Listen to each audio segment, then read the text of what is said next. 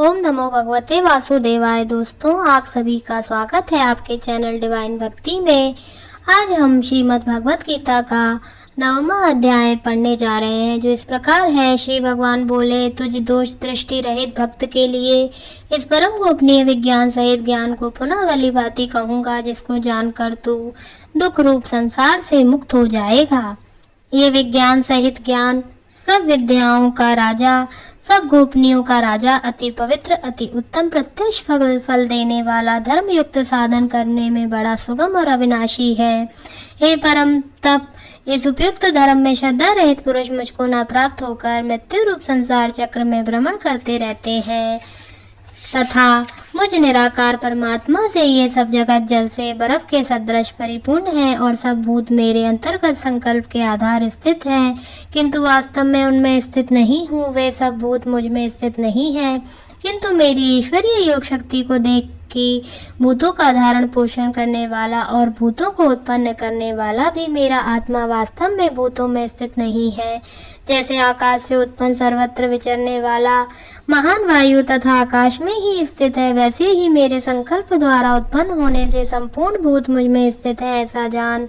हे अर्जुन, कल्पों के अंत में सब भूत मेरी प्रकृति को प्राप्त होते हैं, अर्थात प्रकृति में लीन होते हैं, और कल्पों के आदि में उनको मैं फिर से रचता हूँ। अपनी प्रकृति को अंगीकार करके स्वभाव के बल से परतंत्र हुए इस संपूर्ण भू समुदाय को बार बार उनके कर्मों के अनुसार रचता हूँ। हे अर्जुन, उन कर्मों में आसक्ति रहित और उदासीन के सदृश स्थित मुझ परमात्मा को वे कर्म नहीं भानते। हे अर्जुन, मुझ अधिष्ठाता के सकाश से प्रकृति चराचर सहित सर्व जगत को रचती है और इस हेतु से ही यह संसार चक्र घूम रहा है। मेरे परम भाव को न जानने वाले मूढ़ लोग मनुष्य का शरीर धारण करने वाले मुझ संपूर्ण भूतों के महान ईश्वर को तुच्छ समझते हैं, अर्थात अपनी योग माया से संसार के उद्धार के लिए मनुष्य रूप में विचरते हुए मुझ परमेश्वर को साधारण मनुष्य मानते हैं। वे व्यर्थ आशा, व्यर्थ कर्म और व्यर्थ ज्ञान वाले विक्षिप्त चित्त अज्ञानी जन राक्षसी, आसुरी और मोहिनी प्रकृति को ही धारण किए करते हैं। परंतु हे कुंती पुत्र, देवी प्रकृति के आश्रित महात्मा जन मुझको सब भूतों का सनातन कारण और नाश रहित अक्षर स्वरूप जानकर अनन्य मन से युक्त होकर निरंतर भजते हैं। वे दृढ़ निश्चय वाले भक्तजन निरंतर मेरे नाम और गुणों का कीर्तन करते हुए तथा मेरी प्राप्ति के लिए यत्न करते हुए और मुझको बार बार प्रणाम करते हुए सदा मेरे ध्यान में युक्त होकर अनन्य प्रेम से मेरी उपासना करते हैं। दूसरे ज्ञान योगी मुझ निर्गुण निराकार ब्रह्म का ज्ञान यज्ञ के द्वारा अभिन्न भाव से पूजन करते हुए मेरी उपासना करते हैं, और दूसरे मनुष्य बहुत प्रकार से स्थित मुझ विराट स्वरूप परमेश्वर की पृथक भाव से उपासना करते हैं। क्रतु मैं हूँ, यज्ञ मैं हूँ, स्वधा मैं हूँ, औषधि मैं हूँ, मंत्र मैं हूँ, घृत मैं हूँ, अग्नि मैं हूँ और हवन रूप क्रिया भी मैं ही हूँ। इस संपूर्ण जगत का दाता अर्थात धारण करने वाला एवं कर्मों के फल को देने वाला पिता माता पितामह, जानने योग्य पवित्र ओमकार तथा ऋग्वेद, सामवेद और यजुर्वेद भी मैं ही हूँ। प्राप्त होने योग्य परम धाम भरण पोषण करने वाला, सबका स्वामी, शुभाशुभ का देखने वाला, सबका वास स्थान, शरण लेने योग्य, प्रत्युपकार न चाहकर हित करने वाला, सबकी उत्पत्ति प्रलय का हेतु, स्थित का आधार, निधान और अविनाशी कारण भी मैं ही हूँ। मैं ही सूर्य रूप से तपता हूँ, वर्षा का आकर्षण करता हूँ और उसे बरसाता हूँ। हे अर्जुन, मैं ही अमृत और मृत्यु हूँ और सत्य असत भी मैं ही हूँ। तीनों वेदों में विधान किए हुए कर्मों को करने वाले, सोम रस को पीने वाले पाप रहित पुरुष मुझको यज्ञ के द्वारा पूज कर स्वर्ग की प्राप्ति चाहते हैं। वे पुरुष अपने पुण्यों के फल रूप सर्वलोक को प्राप्त होकर स्वर्ग में दिव्य देवताओं के भोगों को भोगते हैं।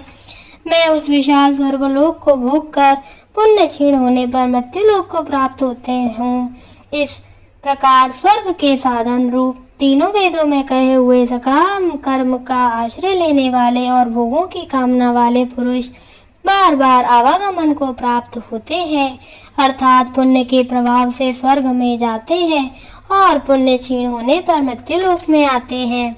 जो अनन्य प्रेमी भक्तजन मुझ परमेश्वर को निरंतर चिंतन करते हुए निष्काम भाव से भजते हैं, उन नित्य निरंतर मेरा चिंतन करने वाले पुरुषों का योगक्षेम मैं स्वयं प्राप्त कर देता हूँ। हे अर्जुन, यद्यपि श्रद्धा से युक्त जो सकाम भक्त दूसरे देवताओं का पूजन करते हैं वे भी मुझको ही पूजते हैं, किंतु उनका वह पूजन अवधि पूर्वक अर्थात अज्ञान पूर्वक है, क्योंकि मेरा संपूर्ण यज्ञों का भोक्ता और स्वामी भी मैं ही हूँ।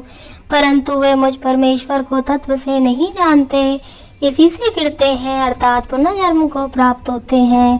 देवताओं को पूजने वाले देवताओं को प्राप्त होते हैं, पितरों को पूजने वाले पितरों को प्राप्त होते हैं, भूतों को पूजने वाले भूतों को प्राप्त होते हैं, और मेरा पूजन करने वाले भक्त मुझको ही प्राप्त होते हैं।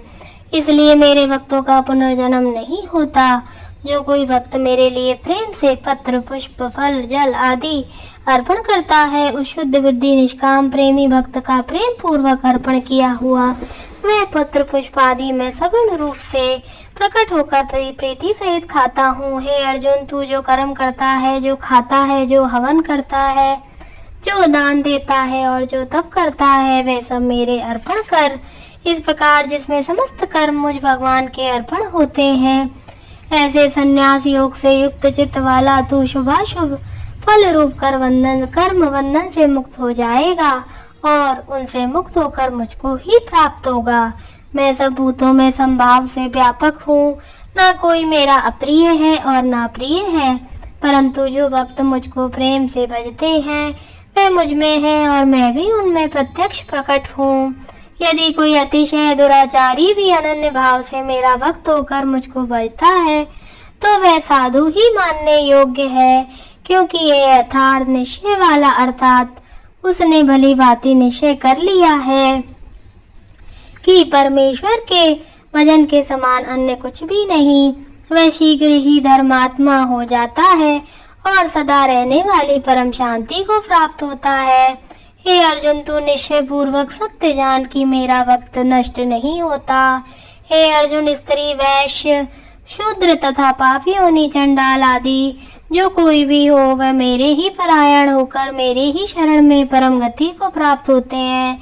फिर इसमें तो कहना ही क्या, जो पुण्यशील ब्राह्मण तथा राजर्षि भक्तजन मेरी शरण होकर परम गति को प्राप्त होते हैं। इसलिए तू सुख रहित और क्षण भंगुर इस मनुष्य शरीर को प्राप्त होकर निरंतर मेरा ही भजन कर। मुझ में मन वाला हो, मेरा भक्त बन, मेरा पूजन करने वाला हो, मुझको प्रणाम कर। इस प्रकार आत्मा को मुझ में नियुक्त करके मेरे परायण होकर तू मुझको ही प्राप्त होगा।